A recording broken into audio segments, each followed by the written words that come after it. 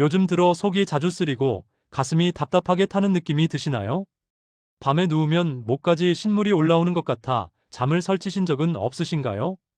혹시 나이 들면 원래 소화가 안 되는 거지 하고 그냥 넘기고 계시진 않으신지요?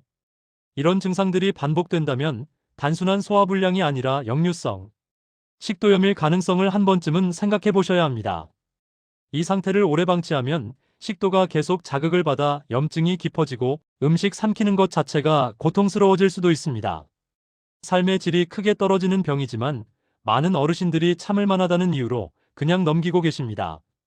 실제로 여러 연구에서도 중장년 이후 위산 역류 증상을 겪는 비율이 급격히 높아진다고 보고되고 있습니다.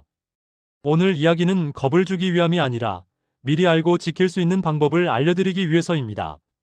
저는 상담 현장에서 어르신들을 만나면 이런 말씀을 정말 자주 듣습니다. 병원 가도 약만 주더라. 약 먹으면 그땐 괜찮은데 끊으면 또 그래. 속이 안 좋으니 먹는 게 겁난다는 이야기들입니다. 특히 밤에 증상이 심해져 잠을 설친다는 분들이 많습니다. 잠을 못 자니 기운이 없고 기운이 없으니 활동량이 줄고 그러다 보니 또 소화가 더 안 되는 악순환이 반복됩니다. 이 과정에서 마음까지 위축되는 분들을 저는 정말 많이 봐왔습니다. 여기 한 분의 이야기를 들려드리고 싶습니다. 70대 초반의 김 어르신은 원래 식사도 잘하시고 활동적인 분이셨습니다. 그런데 어느 날부터 밥을 먹고 나면 가슴이 답답하고 트림을 하면 신물이 올라왔습니다. 처음엔 체했나 보다 하고 소화제만 드셨습니다. 밤에는 베개를 낮게 베고 누웠는데 자다가 목이 따끔거려서 자주 깨곤 했습니다. 증상이 불편하니 저녁을 아예 적게 드시거나 식사를 건너뛰는 날도 생겼습니다. 그러다 보니 체력은 더 떨어지고 기운이 없으니 움직임도 줄었습니다. 속이 안 좋을까봐 운동도 피하게 되었죠. 나중에는 위에 좋다는 음식을 이것저것 챙겨 드셨는데 오히려 기름진 보양식이 증상을 더 악화시키는 전환점이 되었습니다. 그렇다면 이 역류성 식도염 도대체 왜 생기는 걸까요? 우리 몸을 집에 비유해 보겠습니다. 위는 음식이 머무는 부엌이고 식도는 음식이 지나가는 통로입니다. 이 둘 사이에는 문처럼 닫혀 있어야 할 근육이 하나 있습니다. 젊을 때는 이 문이 튼튼해서 음식이 아래로만 내려가고 다시 올라오지 않습니다. 하지만 나이가 들면 이 문이 헐거워집니다. 문이 완전히 닫히지 않으니 위에 있는 강한 위산이 위로 새어 올라오는 것입니다. 여기에 배에 압력이 많이 가해지면 상황은 더 나빠집니다. 배가 꽉 찬 상태로 바로 눕거나 허리를 구부린 자세로 오래 있으면 마치 물이 가득 찬 봉지를 위에서 누르는 것처럼 위산이 위로 밀려 올라옵니다.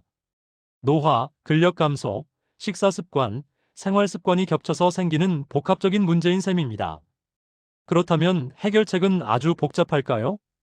의외로 그렇지 않습니다. 약도 필요할 수 있지만 생활을 조금만 바꾸는 것만으로도 증상이 크게 줄어드는 경우가 많습니다. 왜 그럴까요? 위산은 우리가 조절할 수 없는 것 같지만 실제로는 생활 습관에 큰 영향을 받습니다. 천천히 먹고 위에 부담을 줄이면 위산 분비가 안정됩니다.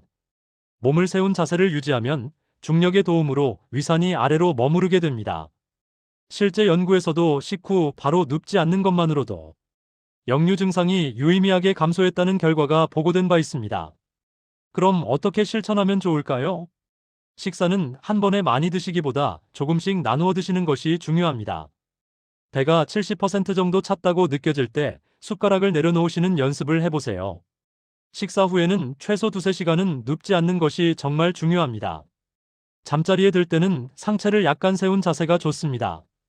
베개를 하나 더 받치거나 침대 머리 쪽을 살짝 높이는 것도 도움이 됩니다. 다만 갑자기 너무 높은 베개를 사용하면 목이 아플 수 있으니 천천히 조절하셔야 합니다. 주의할 점도 있습니다. 속이 쓰리다고 우유를 많이 드시는 분들이 있는데 일시적으로는 편해 보여도 오히려 위산 분비를 자극할 수 있습니다. 기름진 음식, 너무 매운 음식, 늦은 밤 간식은 가능하면 피하시는 것이 좋습니다. 이미 다른 위장 질환이 있거나 약을 장기 복용 중인 분들은 반드시 주치의와 상담하면서 생활 습관을 조절하셔야 합니다. 앞서 말씀드린 김 어르신은 어떻게 되었을까요? 식사량을 줄이고 식후에 꼭 거실을 천천히 걸었습니다. 잠자리도 바꾸고 저녁 식사 시간을 조금 앞당겼습니다. 몇 주가 지나자 밤에 깨는 횟수가 줄었고 아침에 목이 따끔거리는 느낌도 많이 사라졌습니다. 잠을 잘 자니 기운이 돌아오고 다시 산책도 나가게 되셨습니다. 여기에 가벼운 스트레칭과 걷기를 더하면 효과는 더 좋아집니다. 걷기는 배에 과한 압력을 주지 않으면서도 소화를 돕는 가장 좋은 운동입니다. 잠들기 전 스마트폰을 오래 보지 않고 몸과 마음을 천천히 쉬게 해주는 것도 큰 도움이 됩니다. 조금만 바꿔도 몸은 분명히 반응합니다. 이건 젊은 사람들만의 이야기가 아닙니다. 어르신 여러분, 나이 들어서 어쩔 수 없다고 포기하지 마세요. 오늘 밤부터, 오늘 식사부터 바로 실천할 수 있는 것들이 있습니다. 편안하게 드시고 편안하게 주무시는 것, 그게 바로 건강의 시작입니다. 여러분의 편안한 밤과 든든한 내일을 진심으로 응원합니다.